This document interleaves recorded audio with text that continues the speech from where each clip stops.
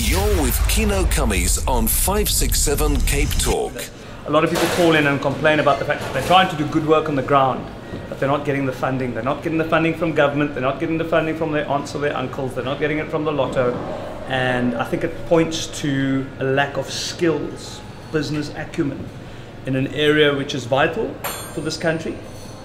And the question really is, how does one even start remedying? And I think we can look medium to long term at our school system. We can talk to people like Angie Mocheka. She's not going to be there in 5 years probably.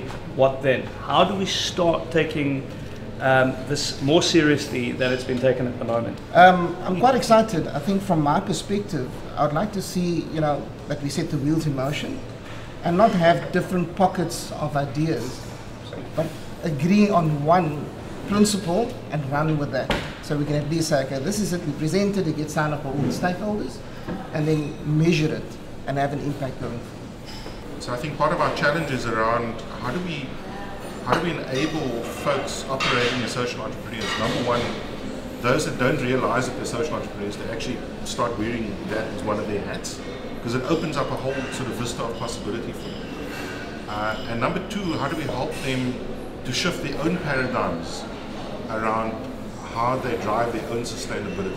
For me, it's probably the biggest challenge in the sector, which is sustainability. The thing to realize is the next generation of people coming through this country are realizing this at a much earlier stage than we are. Yeah. And they want to do something combining purpose, but also combining some kind of sustainable career for themselves. We need to relook the curriculum and advocate for early childhood development to include entrepreneurial thinking, extend the day, parenting dimensions to mitigate the decay in our society. I propose that we take a step back in time to schools and we look at how we can actually invest a program where we can initiate an idea or a competition of entrepreneurship. What right now are our problems along that passport, that journey? What are the issues that we need to advocate and change for, curriculum-wise, education system-wise, in life skills, etc.? We need to break that journey down of a human being who ultimately wakes up one day with an idea, and what the hell do we do with that idea that is market-driven, etc.? What then happens to it? So I'm really saying, I think that we need sort of a next session with a facilitator. Absolutely. Where we actually map this journey and process of, literally seed into human being and into the thought becoming reality, and understand the entire journey and the role players. And I used to do a lot with universities, and we went to BITS and I said to her, what is your biggest problem? And she says, Lauren, biggest problem is that I don't have the skill set to get them into my university. They don't have maths, they don't have science. Bottom line. She says, I would rather take a maths student on a D than a maths lit A.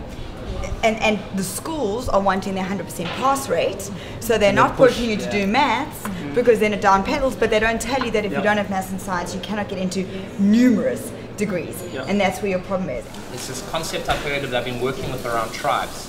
And one thing is, part of what connects us is this shared value that's sitting around here. We're getting together as a tribe. When I sit with Kieno and I hear what he's working on, or I sit with Lita, there's something that's bringing us together as a community. Perhaps part of that may be to think about how do we create more of these communities of practice that not only connects your Northern Suburb Sandton crowd and your network with his network, but enables that network to reach out to some of the best practice, because I promise you within these networks are people wanting to make a contribution, wanting to give because it's the right thing to do. And that as individuals, you're not in a silo. I'm already identifying how I can help your program, because on the day, for me there's no sense that the stuff that I'm doing is for me alone, because again, I'd be dishonest if I said to you, all I want to see as a young person is the change. That's all. I wanna have a tangible change that I can see. Okay, you know what? Kailicha is covered. Now we can leave Kailicha. The people in Kailicha are good. They're good to go. They're on their own. They've understood it. They've grown with the system. Then let's move on to the next community. That's the type of thing I want to start seeing. Do we have people coming into the bank for loans every day? Can we help all of them? No, we can't. Can we help 5% of them? We probably help 1% of them. Yeah. Okay, because we're in the securities business. I came from another meeting to this one. I told Amanda, I met with the Department of Economic Affairs and Tourism. And as you know, Amanda, we're busy with access to finance. It's a workshop. It's a project that the banks are working on with government. These 13 government departments, the meeting happened last year in June. Okay, I wasn't able to go, I wasn't in town. We're only making progress now. So the wheel turns very slowly. So I asked John the question and I said to him, okay, I understand. But in your mind, what is needed more? Is it the access to funding, or is it the management training and the acumen to run a business effectively? I can share with you stats from my perspective and based on research as well. Most businesses fail because of lack of training. I actually had to learn, you know, that in order for you to get the finances that you need, you have to change your mindset. You know, you really have to change your mindset.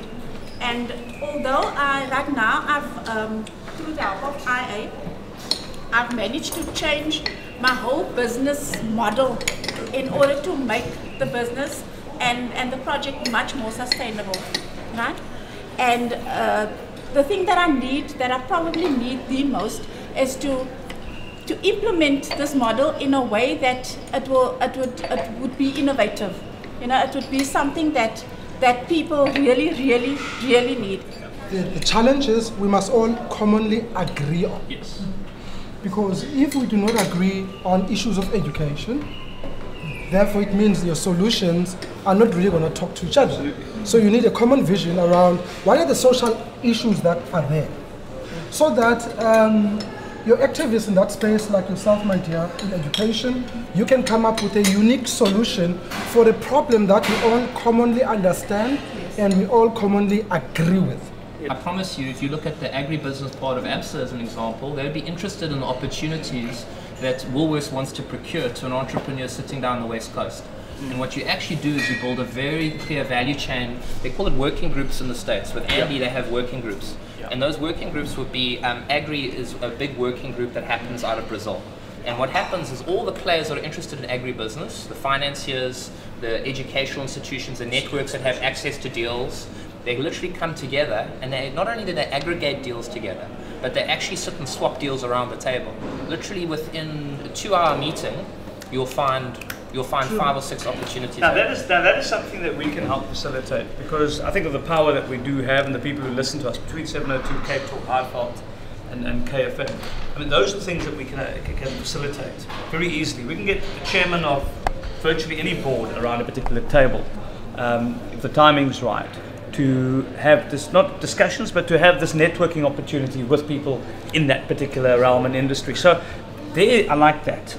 I found the session very useful in terms of sharing ideas and actually learning what other people are doing. What's vitally important for us is that we continue to grow these ecosystems and these networks to make sure that at the very least, change really begins to happen. But what came out as quite clear is that we need to have focus on key areas that we can really have an impact for this platform. I think what was remarkable was that there was definitely agreement that from the banks to all the various networks around the table, that the skills of social entrepreneurs need to be improved on dramatically. Access to capital was another key area that was focused on, and the need for all the enablers, enabling those organizations, the banks, the retailers, to get together and start working collaboratively on solutions that actually make a clear difference. Now, this has been an absolutely phenomenal experience here at the One and Only, getting social entrepreneurs, people who play in that space, government, big business, involved in this particular discussion. We know that we want to grow this economy, we have to do so exponentially. Entrepreneurship is going to do that. High impact entrepreneurship that really makes a difference on the ground is going to do that. Social entrepreneurship is going to do that. The discussion was pretty broad. We had a lot of people with a lot of passionate viewpoints, all coming together, a clash of the titans with one common goal, which is wonderful as well. In our next meeting, we're going to focus. I like what Max had to say earlier. He said, let's identify those opportunities and rally around those opportunities. We'll do that. But I also want to go back to what Richard Punya has been saying. He says, allow people to dream. Allow them to dream, allow them to see opportunities. Allow them to have the confidence to take up those opportunities, but then give them the skills to exploit those opportunities while making a difference. And I think that is key. And how we go about doing that will be, I think, fleshed out in our next session. That's it, and that's a wrap. We'll see you next time. You're with Kieno on 567 Cape Talk.